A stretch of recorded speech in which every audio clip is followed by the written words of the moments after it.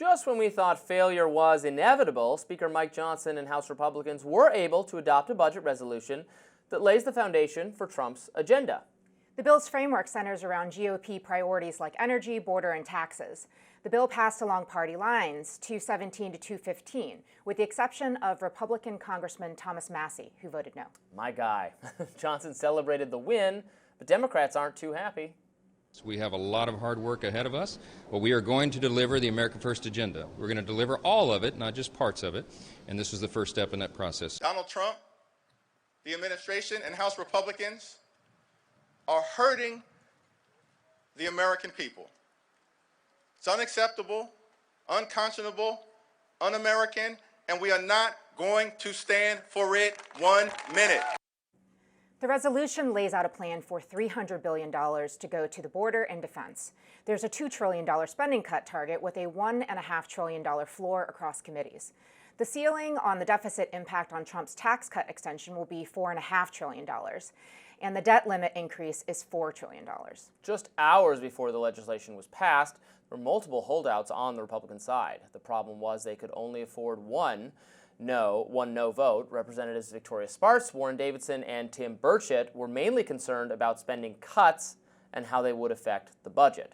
Trump was able to swoop in and help change their minds, though. Spartz said she changed her mind after a Trump promise on health care, writing on X, "I appreciate President Trump's personal commitment to save health care and make it better for physical and fiscal health for all Americans. He is the only person who is able to accomplish it, and I trust his word. We will make America healthy again. #Maha. Therefore, I voted for these budget instructions to move forward." Democrats have been raising the alarm, however, about the bill's impact on Medicare and Social Security. Here's Senator Chris Murphy last week. If you cut the amount of money that they're talking about out of the Medicaid program, you're literally talking about nursing homes shutting down and seniors being out on the street. That's not hyperbole. That's what happens if you make these massive cuts to Medicaid.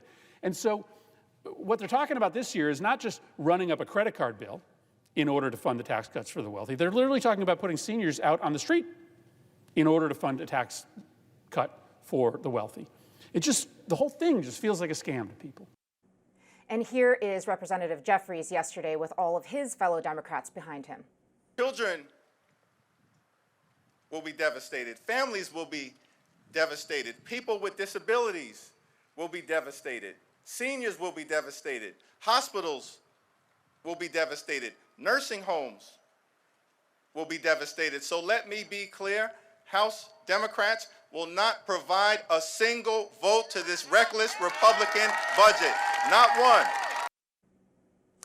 Johnson did point out that the word Medicaid is not even in the bill.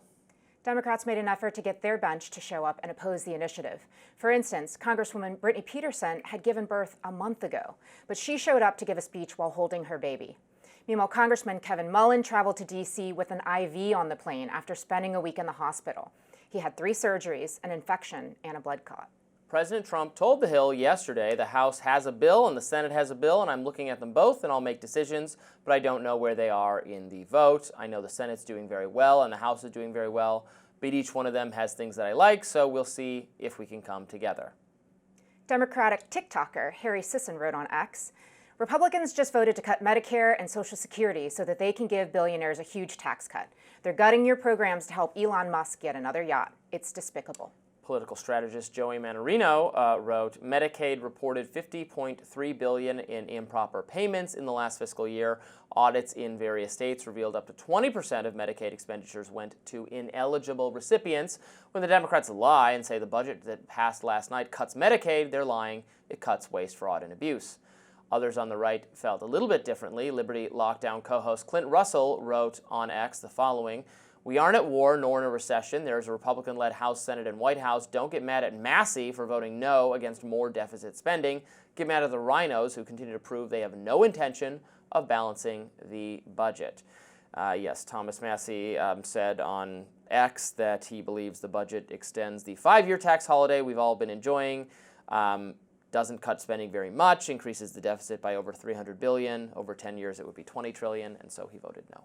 Yeah, and look, it was a very dramatic evening, I think, for both members on the right and the left. You heard us talking a little bit there about the lengths that certain Democrats made to make sure that they could vote. For context, for people who are not paying attention, it's because remote voting is no longer permitted. And of course, Democrats are really focused on making sure they don't lose a single vote in their opposition to these measures. Yes, so it is interesting. There's not much dissent at this point in the Republican caucus, just Massey voting against it. Everyone else getting on board with Trump.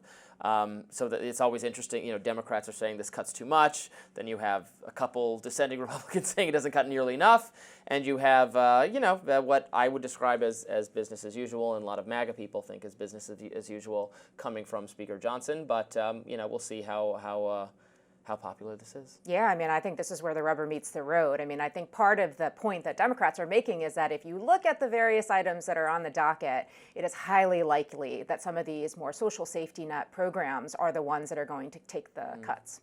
Well, I mean, because the social safety net programs are the ones that cost so much, right? That's most of the, it's, people on the right have this imagining that we could just like cancel out all foreign aid and we could balance the budget that way. That's not true. I think some people on the left think that we could just, we could dramatically reduce defense spending and that would fix the whole problem.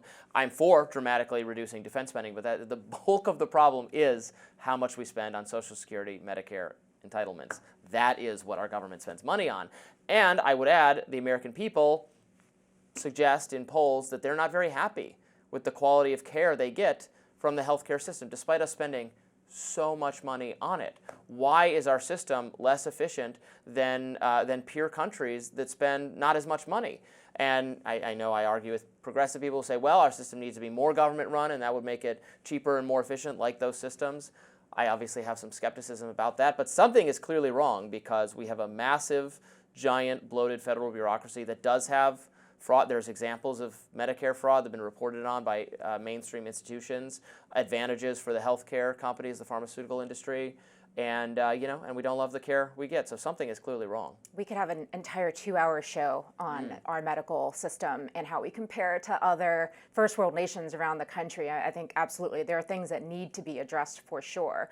But to your point earlier, these big programs, people actually like them. So whenever you hear people talking about what they want cut, they're cutting generally this non-existent budget line item, waste, fraud, and abuse. But if you ask them about Medicare, you ask them about Medicaid, you ask them about Social Security, they say don't touch it because they want to rely on it. Well, people like getting money from the government. I mean, people paid into it.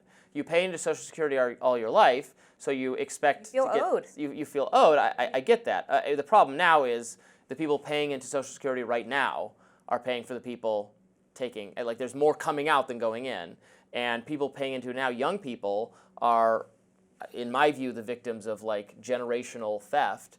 In all our entitlement system is mostly benefiting comparatively wealthier and comparatively older Americans, and the ability of younger people starting families, buying houses, trying to afford childcare, those things have all gotten way, way, way more expensive for the younger people who are asked to pay into these entitlement systems. There's not going to be any money left. Social Security is projected to, go totally out of funds in I forget how many years, long before today's young people become at the stage of their lives where they start drawing on that pool of money. So, if I was, I'm not such a young person anymore, but if I was a much younger person, I would be outraged about the fact that I'm being expected to pay into a system when the financial structures of our society have made it, are now privilege the relatively elderly versus the relatively young, because the things you're trying to afford when you're younger have gotten way more expensive. I feel like we've been talking about the potential insolvency of these programs my entire adult life. What we don't talk about... Well, eventually that comes due. Well, for sure, but what we're not talking about is the other piece, which you do bring up, Robby, on a regular basis, which is our defense spending. In no universe should we spend more money on our defense than the next 47 nations in the world combined. That is an outrageous overspend, and that's exactly the kind of thing that we should be looking at. I mean, at the end of the day, what we spend our money on dictates what our priorities are. And for me personally, I feel like spending on healthcare, spending on caring for our seniors, spending on caring for low-income children, that is absolutely exactly what federal government should be about. Well, coming up next, President Trump's bold moves on Ukraine might have paid off. We will discuss. Stay with us.